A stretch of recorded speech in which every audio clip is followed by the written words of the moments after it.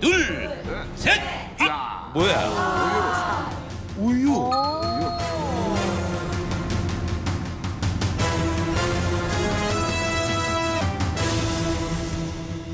별거 아니네요. 별거 대단한 아닌 게 튀어나올 줄 알았는데. 별거 아닌 걸 가지고 우리가 덮어놓은 적이 있습니까? 자, 이 들어볼까요? 별거 아니신데 윤영민님 하루에 이게 얼마 드시는데요? 저 요새 우유 안 마셔요. 안 드신다면서 뭐 별거 아니라고 말씀하시는 거죠? 안 드시니까 별거 아니니까. 아니 옛날에는 우유를 꼭 먹어야 된다 해서 뭐 배달시켜서 매일 먹었는데 또 언제는 또 뭐 신문에 또 뭐 좋지 않다 뭐 이렇게 나오고 그래서 네. 잘 잘 받지 모르겠더라고요. 않아가지고 설사도 하고 그런 모양이죠. 예, 우유가 이제 사실 논란이 좀 많죠. 그러니까 뭐 동물성 지방, 포화 지방이 많으니까 먹으면 안 된다. 뭐 알레르기를 일으키니까 먹으면 안 된다고 다 말씀하시지만 사실은 우유를 하루에 3잔 정도 드시면 치매를 예방하실 수가 있습니다. 어머.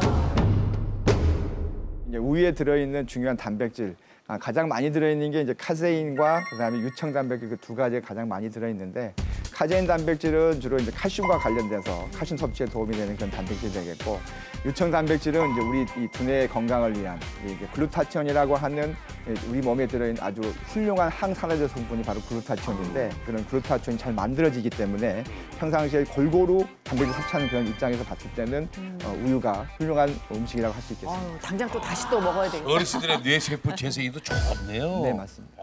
자, 신동경 원장님. 한의학에서는 우유를 어떻게 봅니까? 동서양을 막론하고요. 옛날 의서에서 우유에 대한 예찬을 찾는 일은 어려운 일이 아니거든요. 네. 예, 히포크라테스도 우유가 가장 최고의 음식이다라고 기술을 했고요. 또 중국의 의서죠. 명의별록이라는 책에 보면 우유는 허약한 몸을 보호해주고 갈증을 덜어줄 수 있다라고 적혀 있습니다. 요사이 동서양 영양학자들의 견해로 봐도 최고의 음식 중에 하나로 우유를 꼽는 분들이 많죠.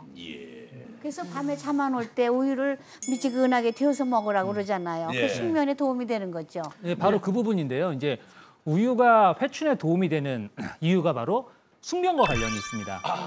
비용 대비해서 정말 우유만큼 완벽한 단백질은 없는데 그것뿐만 아니라 이 우유 속에 들어가 있는 트립토판 성분이 숙면을 도와주고 결국 그것이 우리 몸을 건강하게 하고 회춘하는 데 도움이 될 수 있다는 거죠. 그래서 자기 전에 그 따스한 네. 우유를 마셔라. 근데 저희 어머니 같은 경우는요, 지금 90이 넘으셨는데 어? 냉장고에 집에 이제 시골 집에 가면 어머니 사시는 집에 가면 냉장고에 우유가 떨어질 날이 없어요. 아, 이걸요? 예. 우유를 그렇게 많이 드셔요. 몇 많이 년이나? 드시고. 예? 몇 년이나? 아니 지금까지 내가 수십 년을 계속 우유를 드시는 것 같아요. 그래서 방금 우리 이제 박사님 말씀하시는데 치매 예방 이런 전혀 그런 게 치매 이렇게 깜빡깜빡하는 게 없어요. 복 많이 예. 받으셨네. 이동규 씨는 그러면 우유는? 저는 또 우유를 잘 안 이게 먹어요. 큰일 나. 이 조만간에 어머니 몰라봐야겠구만. 어머니는 아이고 아들아 왔나 이러는데 누구시죠? 제가 솔직히 얘기하면 제 몸을 제가 알잖아요. 이 장이 예? 장이 제가 별로 이렇게 썩 좋은 편이 아니에요. 그 자리가 다 안 좋은 사람이 아니에요. 그래서 제가 의도적으로 제가 혹시 설사할까 봐 의도적으로 안 먹고. 근데 우유 대신에 뭐 두유가 또 뭐 낫다고 하는 얘기도 있던데 그건 네. 어떻게 생각하세요? 그러니까 단백질 입장에서 봤을 때는 이제 두유는 이제 식물성 단백질로만 되어 있기 때문에 이제 필수 아미노산이 조금 부족해질 수 있다는 그런 문제가 있겠고 우유보다 상대적으로 이제 칼슘 성분이 좀 더 적고요. 그다음에 또 비타민 A라든지 비타민 C가 없기 때문에 단백질을 대체한다는 측면에서는 우유를 도저히 못 드시는 분들은 하나의 대안이 될 수 있지만 그 외적인 영양 불균형을 생각한다 그러면 우유와 두유를 같이 드시는 게 더 낫겠죠. 우유와 두유 부분은 또 한 가지 말씀을 드리면은요. 사실 우유와 두유를 현실적으로 비교하는 건 좀 무리가 있습니다. 왜냐하면 우유는 당분이 함량이 매우 적지만 우리가 쉽게 사서 먹는 두유는 사실 단백질보다 당분의 함량이 월등하게 높기 때문에 그거를 대체해서 드신다라는 건 조금 무리가 있습니다. 네. 맛이 좀 약간 달달하긴 해요, 두유가. 네, 그러니까 콩이 있어서 좋은 줄 알고 많이 먹었는데 또 그건 그러니까 실제로 아니네. 집에서 만들어 드시기가 너무 어렵거든요. 근데 이제 시중에 나와 있는 건 우리 방송 원장님 말씀대로 당질이 많이 들어가 있기 때문에 사실 그건 좀 조심을 하셔야 되는 거예요. 실제로 두유를 그냥 갈아서 드시면 단맛이 전혀 없는 것이죠. 근데 달다고 얘기하는 거는 그만큼 인위적으로 당질을 집어넣었다는 의미이기 때문에 오히려 탄수화물의 과다 섭취가 될 가능성이 상당히 높아지는 위험성이 있습니다. 예. 저는 우유를 어렸을 때부터 뭐 이유를 모르고 그냥 안 먹었거든요. 계속 우유를 먹질 않았는데 불면증이 좀 있어가지고 어느 날 한 번은 막 찾아가지고 따뜻한 우유를 한 잔 마시고 자면 수면에 도움이 된다 그래가지고 한 잔 마셨다가 그때 알았습니다. 뭘? 제가 유당 불내증이 있는 거예요.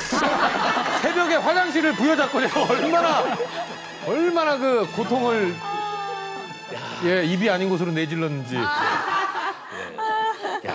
그러니까 이게 이제 결국은 우유를 먹었을 때 나는 설사 때문에 못 먹는다. 실제로 이제 그 우유에 들어있는 유당, 젖당이라고 그러죠.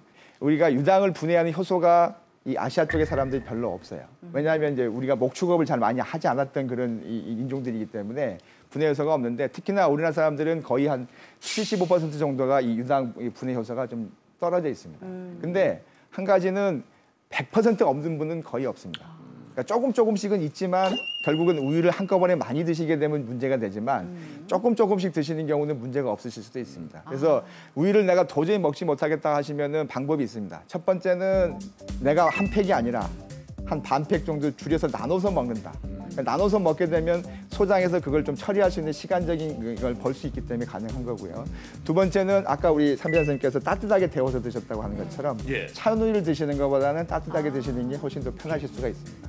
그리고 세 번째는 딸기 맛 우유, 초코 맛 우유가 아니라 진짜로 딸기 우유를 만들어 드시고 바나나 우유를 만들어 드시고 집에서는 가능하죠. 예, 그러니까 우유에다가 딸기라든지 바나나를 넣어서 믹스로 갈아서 드시게 되면 다른 음식물이 들어가기 때문에 그만큼 이 유당 분해하는데 시간이 좀 오래 좀 머물러 있을 수 있어서 그런 부작용이 줄이실 수가 있고요. 도저히 나는 안 된다. 그러시면 요즘 시중에 나와 있는 우유들이 있습니다. 보통 유당이 없는 우유라고 해서 락토 프리 또는 락토즈 프리 아니면 소화가 잘 되는 뭐 이런 식으로 붙어 있는 우유들이 있습니다. 이건 아예 유당이 들어있지 않기 때문에 전혀 이 유당 불내증 때문에 고생하시는 분들이 드셔도 전혀 해가 없습니다. 아, 그러면 나는 우유가 안 맞는다 그리고 아예 포기할 게 아니라 어떤 방법을 써서 조금씩 늘려서 이렇게 먹어가는 게 더 좋겠네요. 네, 맞습니다. 그래서 결국은 어렸을 때 사실 알레르기를 일으키는 그런 문제만 아니라고 하신다 그러면 사실은 그런 불내증이라고 하는 것들이 100% 불내증은 아니거든요. 조금씩은 있는데 성인이 되면서 점점 없어지는 겁니다. 어렸을 때 어머님 모유 드실 때는 전혀 설사 안 하셨잖아요. 모유를 먹을 때는 제가 기억이 나지 않습니다. 모유를 먹고 제가 설사를 했는지 황금똥을 쌌는지는 뭐 제가 기억이 안 나죠. 모유에도 유당이 들어있는 거고 우유에도 유당이 들어있는 거거든요. 근데 어렸을 때는 그 효소들이 충분히 있어서 엄마 거를 잘 먹어서 문제가 없었는데 어른이 되니까 이게 더 이상 우리가 엄마 젖을 먹을 이유가 없기 때문에 그 효소들도 뭐 필요 없네라고 해서 기능이 점점 없어지는 것이죠. 예. 근데 이게 우유에도 종류가 굉장히 많잖아요. 뭐 흰 우유, 딸기 우유, 초코 우유, 저지방 우유, 무지방 우유, 뭐 멸균 우유, 그리고 목욕한 다음에는 뭐 단지 우유, 바나나 우유. 예. 너무나 많은 우유들이 있는데 그럼 뭐가 좀 몸에는 가장 좋고 어떤 걸 마셔야 되겠습니까? 일단은 이제 애들이 하도 우유를 안 먹다 보니까 이제 딸기 우유라든지 초코 우유를 드리는 경우가 많은데요. 그렇겠죠. 정확하게 얘기하면 딸기 맛 우유고 초코 맛 그쵸. 우유죠. 네. 별로 건강에 도움이 되지 않겠고요. 우유를 이제 크게 이제 그 살균 방식에 따라서 한 3가지로 나뉘실 수가 있습니다. 첫 번째는 이제 우리 파스테르 선생님이 개발했던 방법이 있죠. 아시죠? 유명한 파스테르 박사. 그분은 이제 저온으로 긴 시간 동안 이제 가열을 해서 이제 균을 죽이면서 그다음에 안에 들어있는 유산균이라든지 좋은 성분을 유지하고 단백질도 변성되지 않게끔 하는 그런 방법이 하나가 있겠고요. 고온으로 단시간만 이렇게 살균하는 그런 방법이 있겠고요. 마지막으로는 이제 초고온으로 아주 높은 온도로 단시간에 이렇게 살균하는 그런 방법들이 있는데 이거는 이제 장점은 초고온으로 했기 때문에 거의 멸균 수준이죠. 균이 거의 없기 때문에 사실은 그래서 좋은 균, 나쁜 균이 다 한꺼번에 사멸되는 그런 단점도 있겠고 고온으로 하다 보니까 초고온으로 하다 보니까 단백질의 변성이 생기고 칼슘 흡수하는데 조금 변형이 생기기 때문에 영양면적으로 조금 약간 변화가 생기는 그런 단점이 있겠습니다. 하지만 긴 시간 동안 놓고서 먹을 수 있다는 그런 장점은 있겠습니다. 아무래도 좋은 균이 살아있는 우유를 선택하는 게 현명한 거겠죠? 그렇죠. 당연히 유산균이 살아있고 그다음에 이게 이제 맛도 훨씬 더 훌륭하고 단백질도 변형되지 않는 우유를 드시는 게 좋은데 결국은 비싸다는 것과 오래 두고 먹을 수 없다라는 문제가 있죠. 보관을 신경을 쓰셔야 돼서 바로바로 드셔야 되는 그런 측면이 있는 거고요. 많이 상한다 이거. 그렇죠. 저 우유도 저지방 우유는 맛이 덜해요. 그러니까 저지방 우유를 먹어야지 살이 안 찐다 그러니까 저지방만 먹다 보니까 맛이 없으니까 안 먹게 되죠. 네. 예, 저는 이제 개인적으로 저는 저지방 우유를 먹는데요. 그러니까 이제 우유가 자꾸 이제 건강에 뭐 해가 된다고 주장하는 그 비판받는 그 부분 중에 하나가 지방 부분이거든요. 네. 그러니까 동물성 지방이고 포화 지방이고 하기 때문에 쓸데없이 많이 먹을 필요가 없는데 요즘에는 이제 칼슘 성분을 더 강화시키거나 뭐 DHA가 더 많이 들어가 있거나 뭐 셀레늄을 더 넣거나 이런 첨가하는 게 많은데 결국 저 지방은 덜 들어가 있고 칼슘이 많이 들어가 있는 이런 거는 이제 골다공증이 있으신 어르신들께 많이 도움이 되시겠죠. 그리고 이제 체중을 조절해야 된다든지 아니면 뭐 콜레스테롤 문제가 있다든지 그러신 분은 될 수 있으면 포화 지방을 덜 드셔야 되니까 이왕이면 저지방 우유로 드시고 무지방 우유로 드시는 게 훨씬 더 도움이 되겠습니다. 네, 저지방 우유로 택했습니다. 자, 노화의 원인이 되는 단백질 부족. 이제 단백질 그 주의자가 돼야 쌩쌩하게 활기찬 100세를 맞이할 수 있다. 그죠? 예. 자, 오늘 좋은 말씀 대단히 감사합니다. 수고하셨습니다. 네. 예외는 없습니다. 누구에게나 필요한 단백질. 과연 뭘 어떻게 얼마나 먹어야 할까요? 지금부터 좀 더 자세히 알아보겠습니다.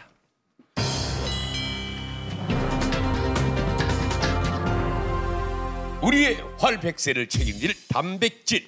그 단백질을 맛있고 간편하게 먹을 수 있는 방법을 알려주신다고요.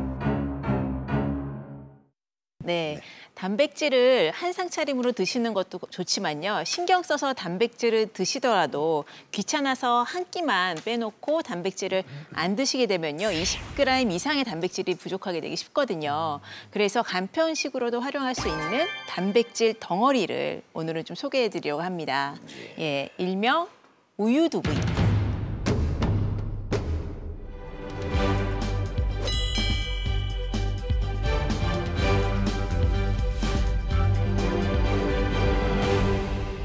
우유두부요? 네. 두부는 콩으로 만드는 건데. 네, 우유를 가지고 응고를 시켜서 두부 형태로 만드는 거예요. 혹시 들어보셨나요? 우유두부? 먹어보지도 못하고 들어보지도 못했습니다. 예, 보통 이제 우유 한 컵 200cc 기준으로 했을 때 12g의 단백질이 들어있는데요. 우유 1리터를 가지고 우유 두부를 만들게 되면은요. 10분의 1 크기로 부피가 줄어들게 되거든요. 예, 그럼 우유의 그런 단백질을 10분의 1로 농축을 시킨다고 보시면 됩니다. 이 시중에 야, 이게 우유로 두부를 만드신다. 참 이게 날로 신기한 것들을 가지고 나오시는데 맛이 참 기대가 됩니다. 아니, 그러면 여기- 그냥 우유로 먹는 것보다 이렇게 두부처럼 굳혀서 먹으면 더 특별히 좋은 점이 있습니까? 가열에 의해서 파괴되는 영양소가 또 많지 않습니다, 우유 안에는. 그렇기 때문에 우유를 가열을 해서 이 안에 있는 다량의 단백질을 아마 적은 양으로 효율적으로 드실 수가 있고요. 또 우유를 먹으면 왜 설사하신다 그랬잖아요. 네네. 예, 우유 안에 있는 그런 유당을 소화시킬 수 없는 유당 불내증이 있는 그런 분들 같은 경우에는요. 이렇게 치즈로 만들어서 우유 안에 있는 단백질만 농축시켜서 드시게 되면은요. 충분히 또 소화를 시키실 수 있다는 장점이 있습니다. 이거 시중에 시판되는 겁니까? 지금 제가 표현하기를 우유 두부라고 말씀을 드렸는데요. 우유의 단백질과 또 유지방에 의해서 또 응고시킨 것이기 때문에 그 리코타 치즈, 샐러드에 들어있는 치즈 들어보셨죠? 예, 프레시 치즈의 일종인데요. 좀 담백한 맛이 특징입니다. 그래서 그 치즈의 일종이라고 보시면 되는데 두부처럼 찌개라든지 전 또는 뭐 두부김치 같은 데 활용을 할 수 있기 때문에 한국 음식에서도 충분히 편하게 활용을 하실 수 있다는 장점이 있습니다. 우유두부 어떻게 만듭니까? 네, 우유 두부 만드는 방법은 이제 재료도 너무너무 간단합니다. 우유하고 소금, 레몬즙이 있어요. 아, 재료가 그게 다예요? 네, 이게 다예요. 오, 굉장히 간단하네. 네, 너무너무 간단하죠. 만드는 항상- 방법도 간단한 거예요? 예, 만드는 방법도요. 너무너무 간단해요. 자, 우선 우유를 좀 끓여주셔야 되는데요. 이게 지금 분량이 2리터 정도가 됩니다. 네. 여기에요. 이제 우유가 좀 따뜻해지면은 그때 소금을 넣으시면 잘 녹거든요. 소금을 한 장은수 정도만 넣어주시면 되고요. 만드는 시간은 얼마나 걸릴까요, 총? 1리터 같은 경우에는요. 한 5분 정도만 있으면 파르르 끓어오르거든요. 한번 보겠습니다. 예, 이렇게 끓어오르면 아까 소금은 미리 넣어놨죠. 네. 여기에 이제 레몬즙을 4큰술 정도 넣어주시면 돼요. 이제 레몬즙 없으시면 식초 넣어주시면 됩니다. 자, 쭉 부어주겠습니다. 4큰술. 지금 붓자마자 표면에 이렇게 오! 순두부 굽듯이 응어리가 지기 시작을 하거든요. 한번 한 방향으로 예. 한방향으로. 네, 이렇게. 줘보세요. 이렇게요. 네. 새로 만드는 거랑 같으네요. 네, 똑같아요. 할머니들 이렇게 여기서부터는 한 방향으로 원리는 이렇게 똑같습니다. 졌는데. 이렇게 젓다 보면은 네. 좀 맑은 물이랑 그 우유 단백질 응고된 거랑 살짝 분리가 되면서 우리 순두부 예, 예, 이렇게 예. 뭉칠 때처럼 똑같은 형태로 네. 보이기 시작을 합니다. 근데 굉장히 조심스럽게 지었던데 할머니들 저 두부 하실 때 보면 네, 네. 그렇게 막 지어도 되는 겁니까? 막 섞으면 입자가 작아지기 때문에 채 밖으로 나가기 쉽거든요. 좀 예. 천천히. 저 딴에는 지금 천천히 조심스럽게 하고 있어요. 빨라요. 왜 그러세요? 네. 자, 그러면 한번 이렇게 걷어 보면은요. 윗부분 이렇게 뭉치기 시작을 했거든요. 예. 이렇게. 예. 자, 이렇게 이제 응어리가 지면서 붓기 시작을 했으면요. 이렇게 엉기기 시작한 우유 붓고요. 그대로 뭐 1시간 정도 기다리면 쭉 다 빠지거든요. 자, 이렇게 이제 물기를 완전히 빼신 다음에요. 자, 이렇게 해서 이 소창에 받친 다음에 이제 네모나게 모양을 잡으시려면은요. 여기서 이렇게 접어가지고요. 우리 왜 장아찌 담글 때 돌 눌러 놓잖아요. 네네. 없으시다면 이런 밀폐 용기에 물을 좀 담으셔가지고 무게감을 있게 해서 이렇게 눌러서 물기를 완전히 빼주시면은 모양도 잡히고요. 또 안에 있는 물기를 또 완전히 빼내실 수가 있습니다. I'm happy to be sad. It's funny when I'm mad. 굉장히 간단하네요, 진짜. 자, 이걸 한번 집에 가서 만들어 보고 싶네요. 아니 먹어보고 싶네요 저는. 자, 그래서 완성된 게 바로 여기 우유 두부가 있습니다. 야, 우유 두부를요. 된장찌개에 두부처럼 넣으셔도 되고요. 또 볶은 김치 옆에 왜 두부김치 많이 드시잖아요. 썰어가지고 김치랑 같이 곁들이셔도 됩니다. 아니 그 된장찌개 넣어도 안 녹아요 다시?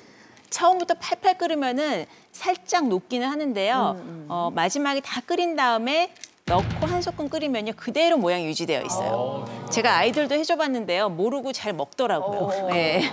이 김정은 교수는 임상실험을 애들 데리고 하네요. 그래서 요즘에는 뭘 주면은 잘 안 먹으려 그래요. 애들이 배가 불렀네요. 맛있는 거 해주니까. 우리 집에 한 달만 보내주세요. 자 이렇게 해서요. 네. 자 두부김치 용으로 저건 먹어봐야 돼. 예, 큼직하게 야 이거 기대된다 이 맛이. 그리고 찌개. 네. Just one more kiss. 그러면은 이렇게 두부 형태가 그대로 살아 있습니다. 예, 그러네요. 예, 보기에는 꼭 된장찌개랑 똑같죠. 예. 자, 그러면은 시식을 한번 해보시죠. 네, 네. 무지하게 궁금하네요. 맛이 어떨까. 아, 가까이 있는 건 이럴 때 좋구나. 맞아요, 맞아요. 일단 이 자체만 한번 맛보겠습니다.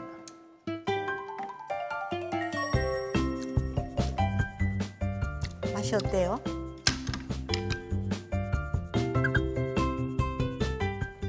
아니, 뭐 또 다른 맛이에요. 아니 이건 이 맛이네요. 바로 이 맛이야 정말. 이 김치에다가 이렇게 대 먹으니까 얼마든지 먹겠어요. 생전 처음 맛보는 그런 맛인가요? 젓가락 좀 줘. 나와보세요. 궁금하다. 나와보세요. 맛있어. 지금 요만한 지우개만한 한 블럭을 드시면요 우유 한 잔에 들어있는 단백질을 드시는 것과 마찬가지의 양이 들어있다고 보시면 됩니다. 그러니까 두부하고 진짜 치즈의 중간 맛인 것 네, 같아요. 그렇죠.